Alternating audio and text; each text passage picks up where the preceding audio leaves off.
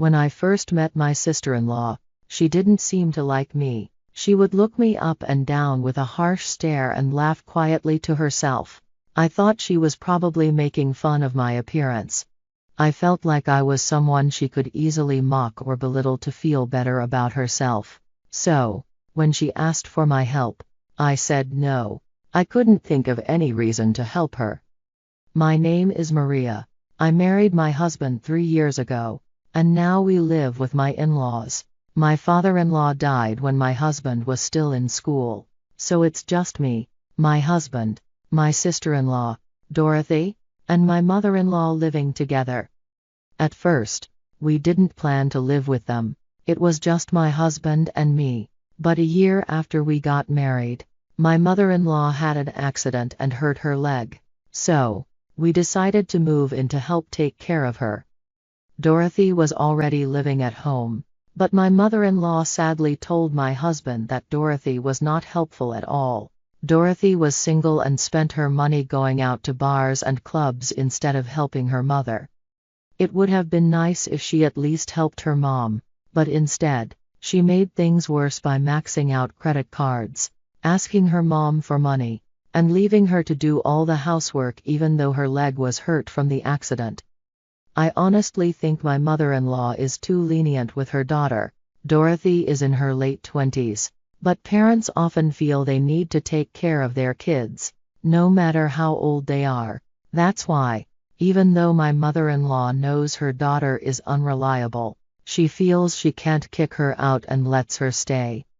I really didn't want to live with them. My mother-in-law is kind and gentle, but living together is hard, even with nice people. Most of all, I hated the idea of living with my sister-in-law. I wouldn't want to live with Dorothy even if someone paid me. I felt like she looked down on me from the start of our marriage.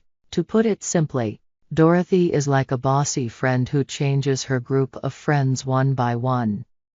I might sound childish for saying this, but I've always thought my sister-in-law was a mean person who used others for her own benefit. From the moment my husband introduced me to her, I felt she didn't like me. When she asked my name and I told her, she tried to hide a laugh. I'm 32 years old, but I think she laughed because she thought I was younger than I looked. She even said, "I thought you were about 40. You look so mature." This meant she thought I looked older than I really am. Since then, every time she saw me, she would comment on my clothes, mock my appearance, and laugh at me. She would say things like, "A grown woman over 30 wearing fast fashion? Oh my. Or you seem out of touch. Were you homeschooled? You don't seem like you'd fit in with my fashionable friends." I'm not someone who cares a lot about fashion, and I know I don't stand out in my style. Just because Dorothy thinks I don't dress well doesn't give her the right to make fun of me. I do have a few friends, and I feel sorry for anyone who says they like me when they see me being ridiculed so much. I knew we didn't get along from the start, and things just seemed to get worse. Since she had this attitude, I decided it was best to avoid her as much as I could. I chose to ignore her instead of arguing or pointing out her flaws. Then suddenly, my mother-in-law needed help, and the idea of living together came up. I told my husband that I really didn't want to live with Dorothy, but then my mother-in-law called and asked if I would reconsider. She was 62 at the time and planned to move into a senior living facility with support services when she turned 65. In 3 years.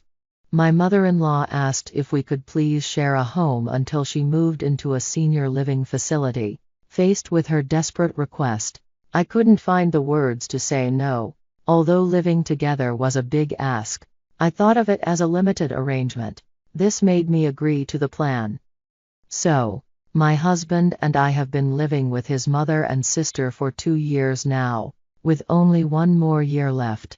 My mother-in-law is keeping her promise and is actively looking for supportive housing, so our living arrangement won't last forever.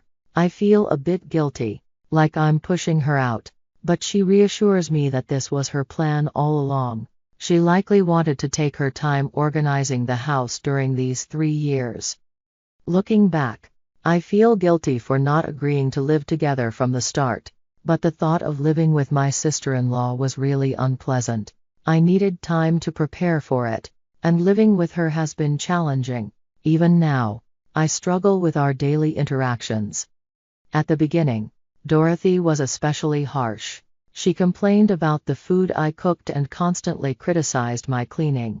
My mother-in-law and husband would scold her for this, but she didn't seem to care. It felt like she viewed me not as her brother's wife but more like a servant or maid. For about a week, she blamed me for how I washed her clothes. She said, "You shrank my clothes because of the detergent you chose. They're all misshapen and unwearable now.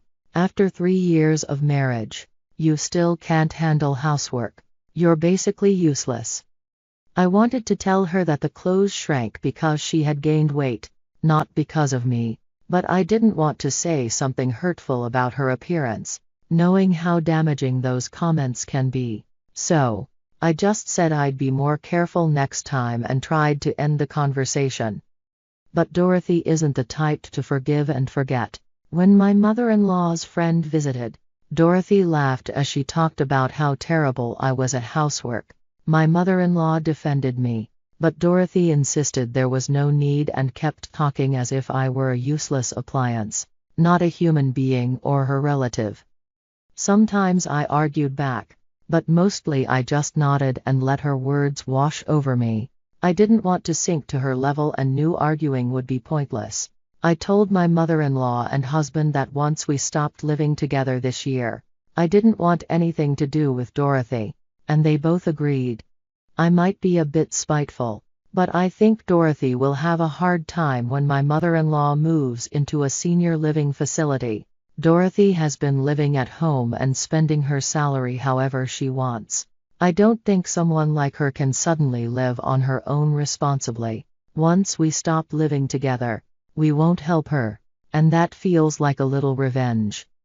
But sometimes it seems like even God is on my sister-in-law's side. She told me her boyfriend proposed to her. She said, "My boyfriend is tall, handsome, and kind.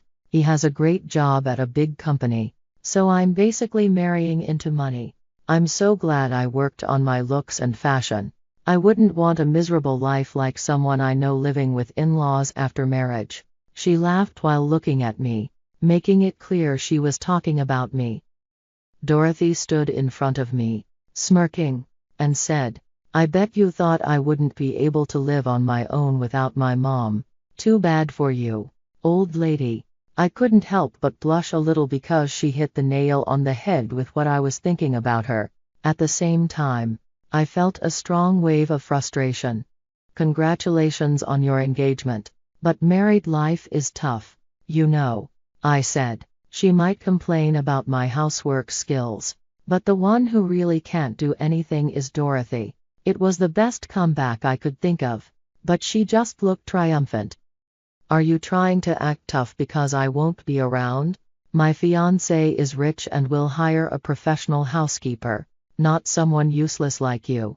I felt utterly defeated. I had sworn I would never see Dorothy again once we stopped living together, so I decided to avoid her as much as possible during the remaining time we had as housemates. A month after Dorothy's announcement, her fiancé came to visit. I thought anyone who chose her couldn't be a good person. I even thought something terrible. Dorothy had warned me not to introduce myself to her fiancé. "I don't consider you family. Just serve the tea and go away. I'm not inviting you to the wedding anyway." I felt relieved when I heard that. I just wanted to cut ties with her as soon as possible. When her fiancé arrived, I reluctantly served tea as instructed. Knowing this might be the first and last time we met, I stole a quick glance at Dorothy's fiancé, and when I did, our eyes met. As her fiancé began to speak, Dorothy interrupted, saying it wasn't a big deal and told him I was just the housekeeper. "You don't have to worry, Steve. I told you before, right? I have a useless sister-in-law who can't do anything. It's a loss to get involved with her, so you can ignore her." Hearing that, I bowed my head slightly to her fiancé and left the room, feeling embarrassed. Then Dorothy's fiancé called my name. Maria, you were a senior consultant at the firm, right? I can't believe you're married to Dorothy's brother. Steve looked at me in disbelief. He was actually familiar to me. He was my junior at work until I quit after getting married. I had heard he changed jobs after that, but neither of us expected to meet again like this. Dorothy, I've heard a lot about your sister-in-law before, but I never knew it was Maria. I thought she must be a terrible person since you've only said bad things about her. But we used to work together. I know who she is. Dorothy didn't seem to understand why Steve was upset. I started to feel anxious about how badly my character had been misrepresented. You two knew each other? Dorothy asked bitterly. Steve explained how we had worked closely together. I had helped him at work and even lent him money when his mother needed surgery. I felt it was natural to help him as a senior at work, especially since my grandfather had just passed away and left me some inheritance. I never thought he would feel so indebted to me, but I realized that the money must have been a real lifesaver for him. Maria was a true friend to me, and yet you treat her like a housekeeper, Steve said. I know you can be harsh, but I can't stand someone who treats people like this. I need to rethink this. Our engagement is off. With a cold stare, Steve told Dorothy he was breaking off their engagement and tried to leave. Desperate to stop him, Dorothy grabbed his jacket as he got up from the sofa. No, it's not like that. This is just how Maria and I communicate. We joke around a lot, right, Maria? Dorothy looked to me for help in a panic, but I could only shake my head. Sorry, I can't lie. Hearing this, Dorothy broke down crying. Why are you ruining my marriage? It's your fault the engagement is off. She yelled and raised her hand to hit me, but my husband rushed in to stop her. Still lashing out, Dorothy was slapped by my mother-in-law. It's not Maria's fault. It's yours. You've been harassing her and causing trouble all this time. I won't tolerate it anymore. It's your own fault the engagement is off. You need to take responsibility for your actions. You will leave the house by the end of the month. At that moment, my mother-in-law finally snapped and decided to cut ties with her own daughter. Mom, you're on Maria's side too? Dorothy asked her mother, staring at her in disbelief. You are not a child anymore. Take care of yourself, my mother-in-law said. She then bowed her head to Steve and returned to her bedroom. From the other room, we could only hear Dorothy sobbing. Steve told me he would be in touch soon, and then he left our house. My husband and I exchanged glances. Maybe it's time for us to start looking for a new home, I suggested. My husband nodded in agreement, and from that moment on, we decided to move on with our lives as if Dorothy didn't exist. 3 months passed, and my mother-in-law moved to a senior housing facility. We also moved to a place as close as possible to her and began the process of selling the family home. Dorothy stayed locked up in her room until the day we moved, but we couldn't leave her behind, so we packed her belongings into boxes and sent them to a storage unit. On the day of the move, we gave my sister-in-law the bare essentials, the key to the storage unit, and the $3,000 severance payment we had received from my mother-in-law. It seemed like Dorothy had lost all motivation after her broken engagement and quit her job. I don't know what happened to her after that, and it seems Steve isn't in contact with her anymore. He told me that he was saved once again because of me. If I had gone through with that marriage, I would have definitely regretted it. You've always been my lifesaver, he said. I couldn't help but feel guilty because, in a way, Steve has been my lifesaver too. I had wished for my sister-in-law to struggle in the end, but maybe doing good deeds brings rewards like this. That's how I felt. My sister-in-law had treated me like a slave and constantly harassed me, which is probably why things turned out this way. I've never seen or felt God, but from now on, I want to live a life where I can hold my head up high,